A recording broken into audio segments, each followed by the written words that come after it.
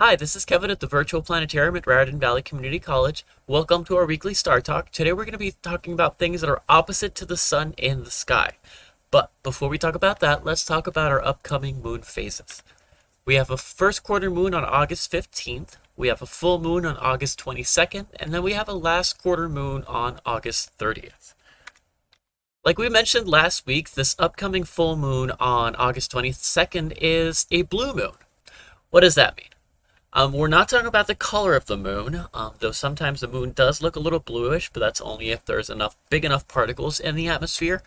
Blue moon, it means basically that there is an extra full moon. But to make things more complicated, because why keep it simple, there are two types of blue moons. There's the calendar blue moon, which means that there's the second full moon in a month. That's actually the more common one, but it's not the original one, and it's not the one that's happening now. The one that we have coming up on August 22nd is called a seasonal blue moon. This is the original blue moon, and it's a little more complicated to explain, but basically it's when we have 4 full moons in a season. Now, why is that special? Why is that different? Well, normally we only have 12 full moons a year because there's about 1 full moon a month, because there's 12 months. Actually, the term month came from the word moon. It used to be month instead of month, but that's beside the point.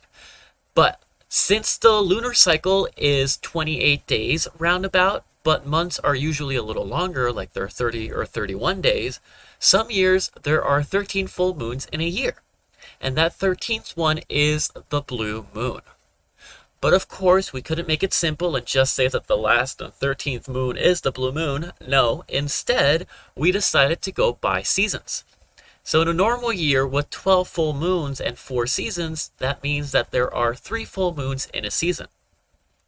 But when we have that extra full moon in a year, that blue moon, that means that one season is going to have 4 full moons instead of 3.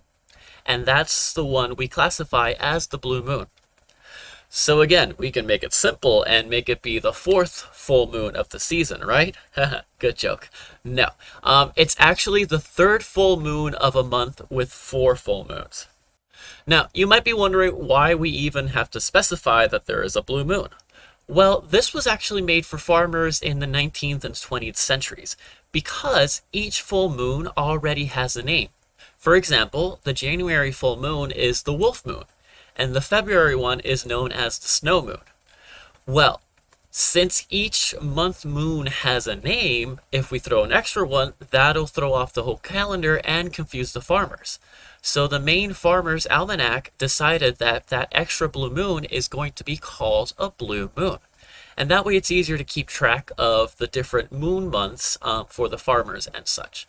So again, it's just a matter of keeping track of the moons and not really anything special that happens to the moon. So unfortunately, this moon right here is going to stay this color, and it's not going to turn a little bluish, though that would be fun.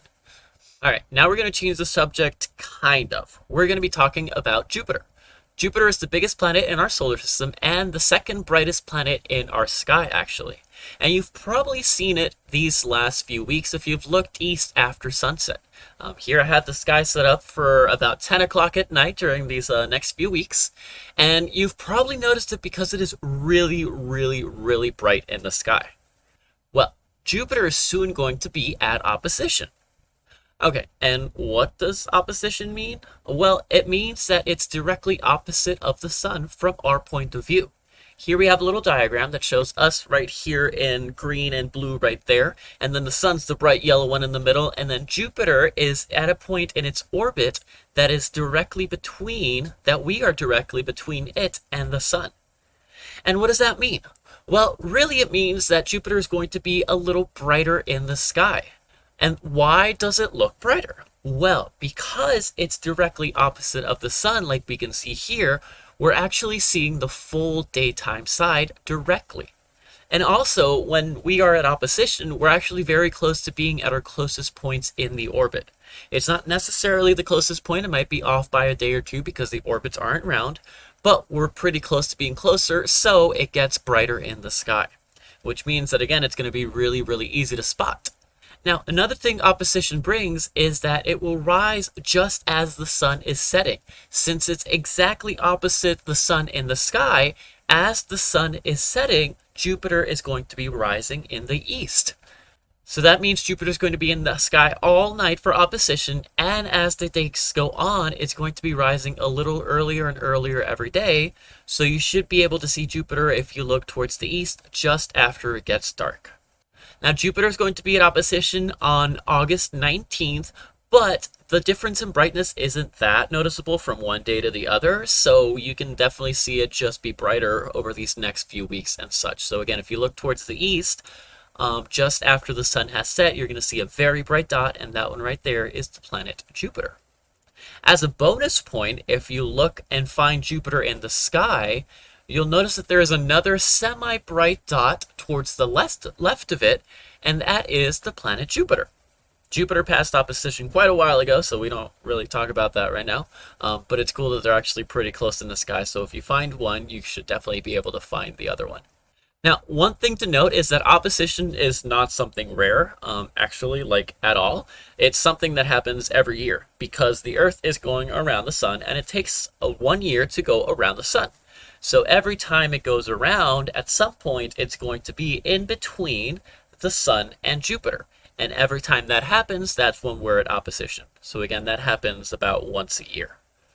And opposition doesn't just happen with Jupiter either. It happens with all the planets that are further out from us. So it happens with Mars, Jupiter obviously, it happens with Saturn, Uranus, and Neptune. Those all have oppositions. But the planets inside from us, like Venus and Mercury, we don't have opposition. We don't have what's called opposition with them because, from our point of view, we can never be in between them and the sun.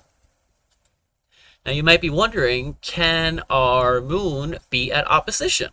And it can, and that's when we have the full moon, because that's when we can see the full daytime side. And that's why these two are not that different. The full moon happening on August 22nd is at opposition, and then Jupiter on August 19th will also be at opposition. So they're actually going to be very close in the sky as well, so that's cool. Thank you so much for joining us today. Hope you learned something new. You should definitely go outside and try and find Jupiter. Again, it is very bright in the sky. It is rising just after the sun sets, and then from the 19th onwards, it will actually be rising before the sun sets. So if you go outside at any point in the night, like at 9 o'clock, it should be high enough up in the sky. You'll be able to see a very bright object towards the eastern part of the sky, and that is Jupiter. And as a bonus, we have Saturn fairly close next to it, so you can see both of these gas giants in the sky. If you like this video, be sure to give us a like, and if you haven't yet, please subscribe to our channel. We're putting out a new video every week. Thanks again for joining us, and hope you have a great week. Bye.